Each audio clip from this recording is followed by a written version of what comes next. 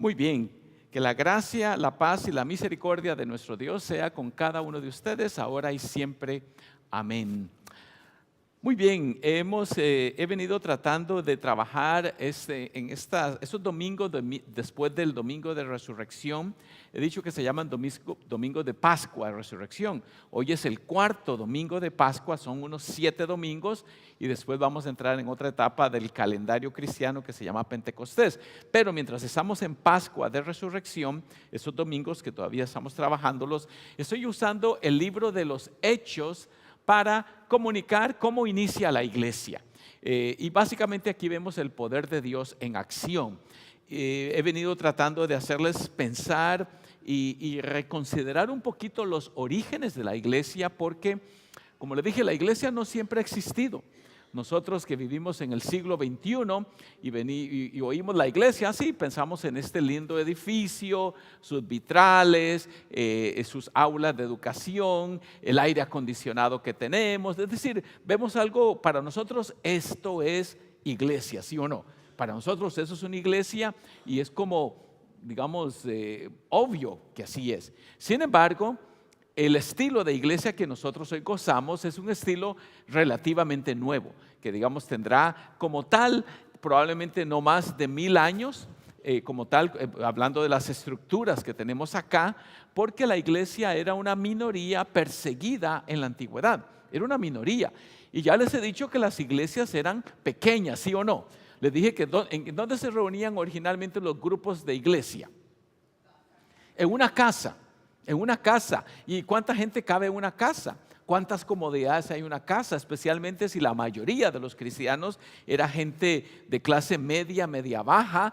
Eran grupos bien pequeños. Estamos hablando de grupos de no más de 50, pienso yo, que podrían caber en una casa poniéndole mucho. Y no tenían las comodidades que tenemos hoy de ninguna manera. De ninguna manera. Y la iglesia pasó reuniéndose en espacios bien pequeños por muchos y muchos siglos. No fue sino hasta que propiamente el Imperio Romano adoptó el cristianismo como la religión oficial que la iglesia empezó a ganar poder y empezó a comprar edificios para reunirse como los que tenemos hoy.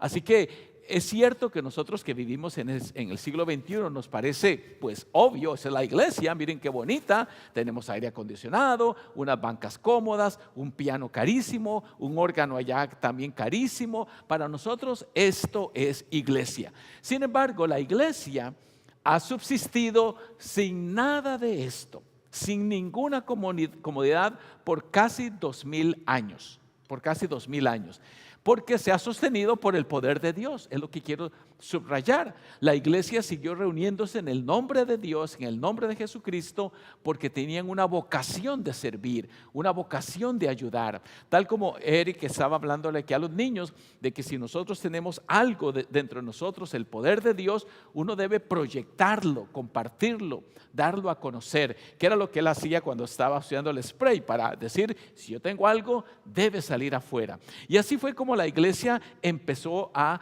expandirse. Y por eso la pregunta que he tratado de subrayar también en el libro de los Hechos y en mis mensajes es: ¿cómo trabaja Dios?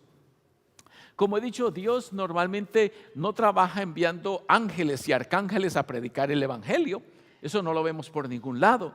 Dios usa seres humanos frágiles como usted y como yo para dar a conocer su nombre y dar a conocer el evangelio. Y por eso hablaba la semana pasada de una forma especial de que Dios usa su palabra, usa el poder del evangelio a través de los seres humanos, vasos de barro frágil como usted y como yo, para dar a conocer a las otras personas quién es Él. Y una de las herramientas más poderosas no solamente es el evangelio como tal, que fue lo que subrayé la semana pasada, sino el que aprendamos nosotros a vivir en comunidad.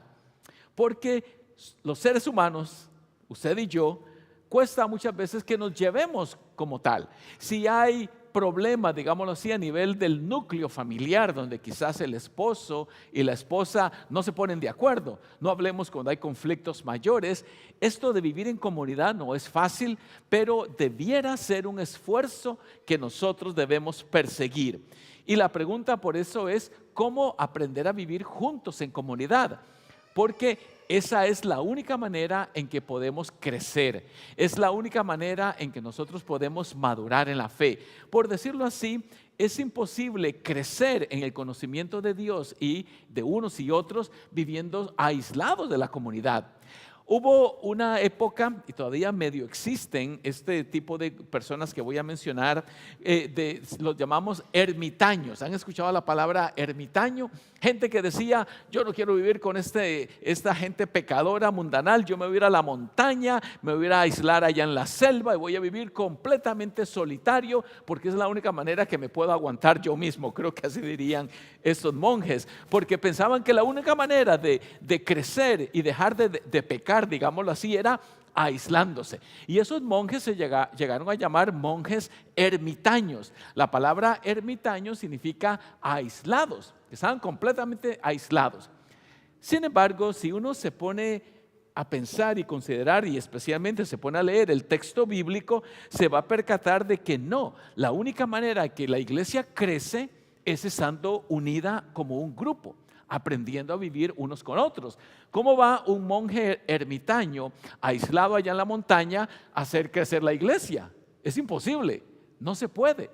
Y entonces Dios más bien nos convoca para que vivamos en comunidad, porque aunque sea difícil, es la única manera de crecer, aunque hayan problemas dentro de la sociedad, desavenencias y desacuerdos, es la única manera de vivir en sociedad. Como aquí. Mi capitán aquí reportándonos desde el lugar de los hechos. ¿Y cuál es el reporte? Una mujer mató al marido de 35 puñaladas por pisar donde ella estaba trapeando. ¿Y ya capturaron a esa señora? No, mi capitán, todavía no se ha secado el piso. Peligroso vivir en comunidad, les cuento. Peligroso. Esa otra. La niña pequeña que va corriendo con su abuelita y le dice, abuelita, abuelita, ¿qué quieres, mi vida? Cierra los ojos. ¿Por qué quieres que cierre los ojos? ¿Es que tienes alguna sorpresa para mí, un regalo? No, porque mi papá ha dicho que cuando usted cierre los ojos seremos millonarios. Cruel eso, ¿verdad? Pero aquí hay otro que me gustó, tiene una palabra un poco fuerte, pero no deja de reflejar cierta realidad. ¿Sabéis trabajar en equipo? Y dice uno, yo sí, pero esos imbéciles no sé. Imagínense trabajar en equipo de esa manera. Muy bien, ahora yendo al texto bíblico que hoy leímos, dice, en esto hemos conocido el amor, en que Él puso su vida por nosotros, también nosotros debemos poner nuestras vidas por los hermanos. Es decir, que el cristianismo en sus orígenes predicaba un amor sacrificial.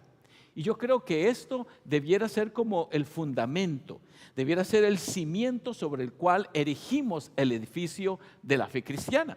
Cuando estamos dispuestos a tener un amor sacrificial. Aquí dice que así como Él puso su vida por nosotros, también nosotros debiéramos poner nuestra vida. Es una forma, digámoslo así, un poco, digamos, radical, pero la idea es que debemos estar dispuestos a sacrificar muchas veces ciertos privilegios con tal de beneficiar a otra persona. Y el evangelista sigue diciendo que si alguien que posee bienes materiales ve que su hermano está pasando necesidad y no tiene compasión de él, note ahí la pregunta, no tiene compasión, ¿cómo se puede decir que el amor de Dios habita en él? Parece ser algo muy obvio, muy simple, muy evidente, pero muchas veces no lo practicamos, que vemos la necesidad de otra persona y cerramos nuestro corazón. Y la palabra aquí que yo quiero llamar, a la que yo quiero llamar su atención es la palabra compasión. No tiene compasión.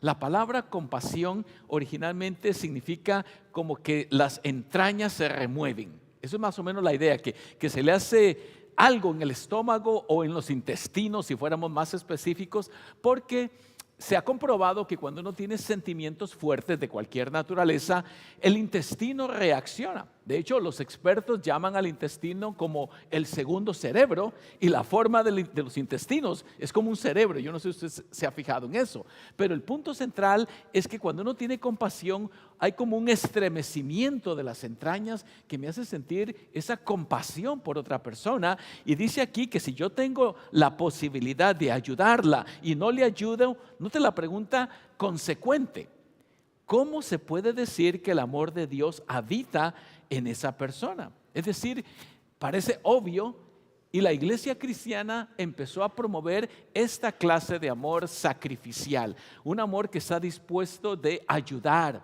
y bendecir a los demás. Y por eso la iglesia cristiana se ha caracterizado por ser una comunidad que sirve a la comunidad. Les contaba la semana pasada la historia de cómo se originaron lo que hoy usted y yo damos por sentado, que son una pensión para el retiro. ¿Se acuerdan?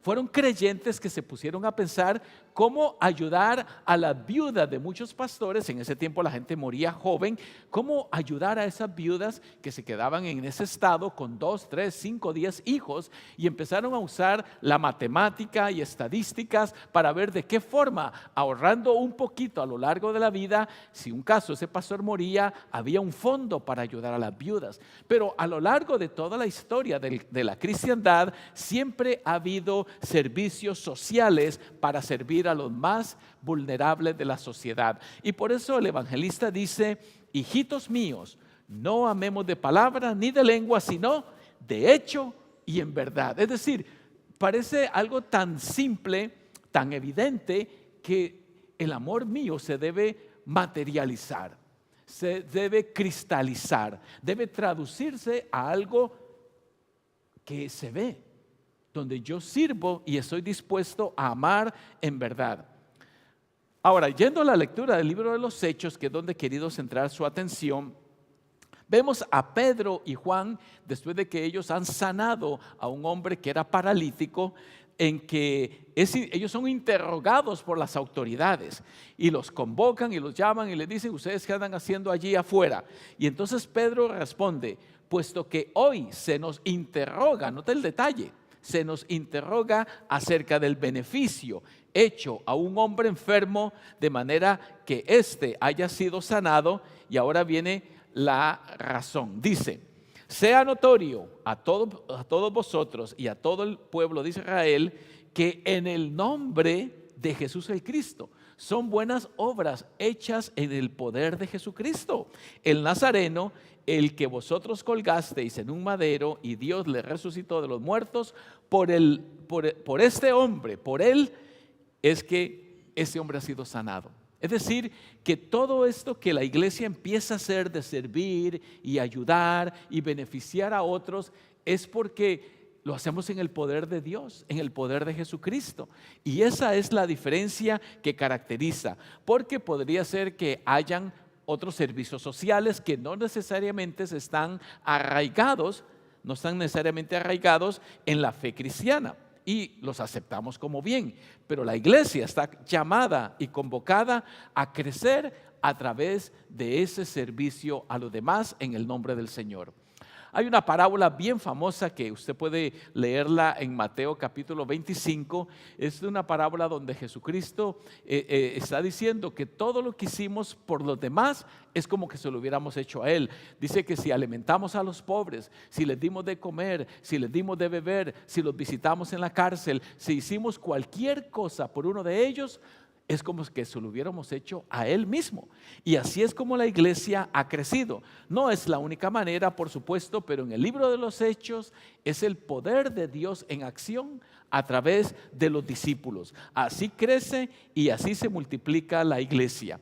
Y otro ingrediente que se le une es que se mantenían firmes en la enseñanza de los apóstoles, en la comunión, en el partimiento del pan y en las oraciones. Es decir, habían otros ingredientes en común que se venían a conjugar con el servicio, porque no solamente es servir, pero la iglesia ha sido también una institución educativa, Una institución donde damos instrucción, donde damos educación a los niños, a los jóvenes, damos clases de confirmación, clases de primera comunión, clases de crecimiento en la fe, etc.